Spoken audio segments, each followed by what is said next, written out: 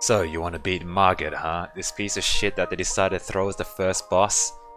There's the easy way and there's the hard way. Easy way is to die a few times and go to the grace, and then you'll be teleported off elsewhere. Eventually you'll meet a guy who you can spare killing, and he'll give you some shackles, which will turn the fight into easy mode.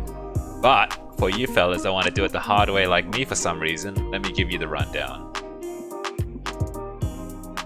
In Phase 1, Margit is a lot less aggressive. He has several different patterns which he can interweave into 6 to 8 hit combos.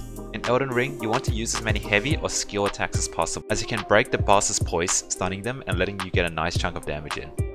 The first move is a slow wind. This is the best move. You want him to do this, because it's very readable and it'll leave him open to a few attacks behind him after. Simply wait for him to almost swing after 2 seconds and then roll behind him. The next is his leap and lunge at you from a distance.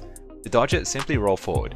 You also want him to do this move as it's very readable and you get a few easy hits in from behind after.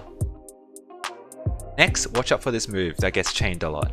It begins with a fast uppercut into a semi-slow overhead and then 2 faster sword swings.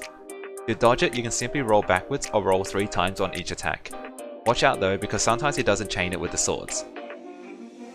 The next move is a 3-hit pattern, starting with a side swing with a stick to a sword, and then he jumps backwards and throws one at you. Dodge twice on each attack and then wait for the sword to be mid-air before dodging again to evade it. Be careful, as there is also another variation of this when he starts with a side swing, but swings the sword twice too.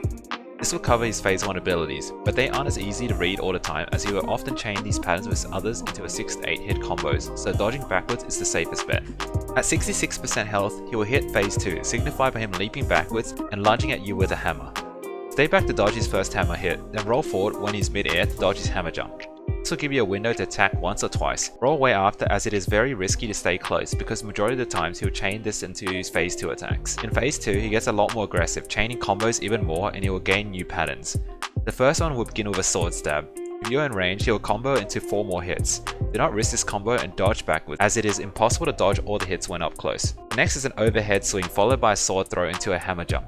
Hammer jumps are one of the best abilities you want him to cast, as simply rolling forward will dodge it and can give you windows to attack him. The third pattern will be a simple sword swing followed by a hammer swing. You can recognize this pattern by him summoning a hammer and idling it.